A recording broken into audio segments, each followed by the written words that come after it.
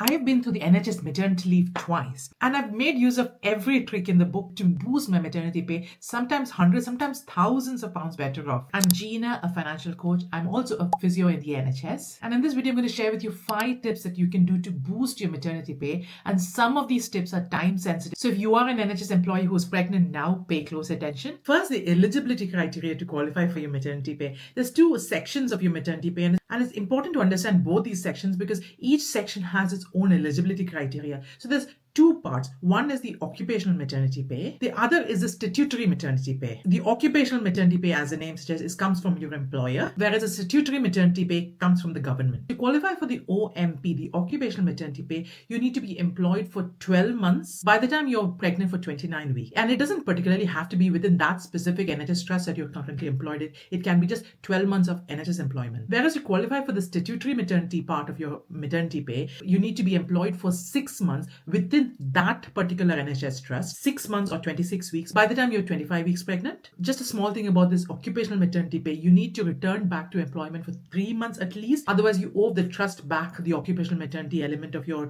pay. Say you fall pregnant during your pregnancy itself and do not come back for at least 3 months between your 2 maternity leaves, you'll have to pay back the occupational maternity pay. Or if you move countries or whatever, you need to come back for at least 3 months, and the 3 months can be included in your 6 weeks of holiday as well. So you need to come back for employment for at least 3 months. Otherwise, you have to pay back the occupational maternity pay. If you do not qualify for the statutory maternity pay element, say you're not working for 6 months within the trust, then you may qualify for something called the maternity allowance. That's not as good as the statutory maternity pay, but it's still some allowance that you'll get instead of your SMP. Speak to your HR if you do not qualify and they can guide you. There are 4 stages of maternity pay, and each stage, the OMP or the SMP applies, and the amount you get varies. So from 0 to 8 weeks of your maternity leave, you get paid almost 90% of your salary, and that is all the occupational maternity pay, all your employer paying you. 2 months to 6 months, you get half of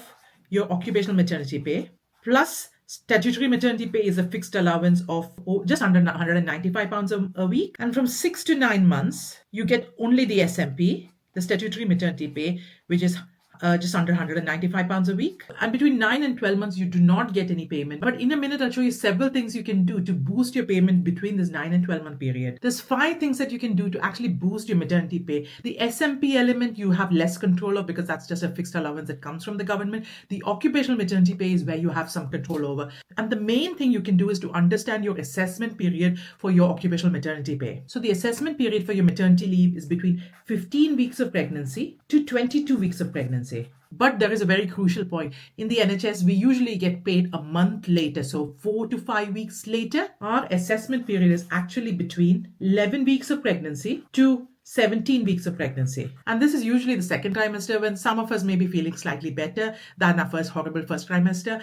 So if you're able to, if health permits, if you can pick up extra shifts between your 11 weeks of pregnancy and 17 weeks of pregnancy, that's when the assessment period of between 15 and 22 weeks, the salary for that frame is counted. And that helps you boost your maternity leave, your occupational maternity pay. Just a quick interruption. I've attached a PDF. The link is in the description. It gives you the pregnancy timeline for your pay and what to do at what stage in your pregnancy and after pregnancy. The link will be in the description if you want to get a copy of it. The second thing is, again, time sensitive. Between 11 and 17 weeks of pregnancy, if you have any deductions from your wages, not your pension, please try not to touch your pension, any cycle to work schemes, any NHS loans, any car payments, any other salary sacrifice arrangement. If you can speak to your HR and pause it between the 11 and 17 weeks, that further helps you boost your maternity pay. Don't tell them that it's to boost your maternity pay. That will not work very well.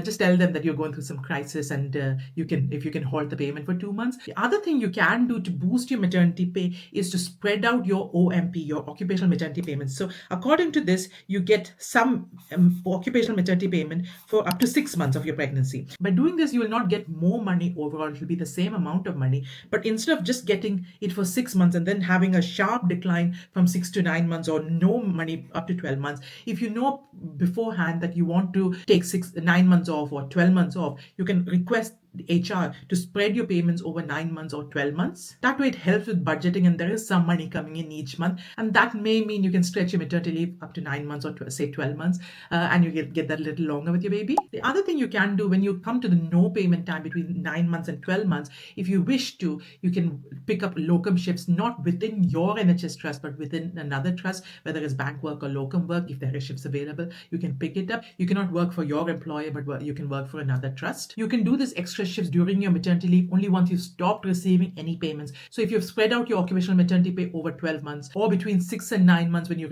receiving some statutory maternity pay, you cannot work for another trust. It's only in the 9 to 12 month period when you're not receiving any wages and you've not spread out your occupational maternity allowance thing, only then you can pick up extra shifts with another trust. But speak to your manager and inform them and be clear with them that you're planning to do this. It is quite common. The manager will need to speak to the HR and things, but it is quite common. It can be done when you've stopped receiving any payments. The fifth thing that you can do to boost your maternity pay is called the KIT days, the keeping in touch days. You're allowed 10 working days, but even half days count. If you're doing KIT days, make sure you do full working days, and this can sort of boost up your maternity pay.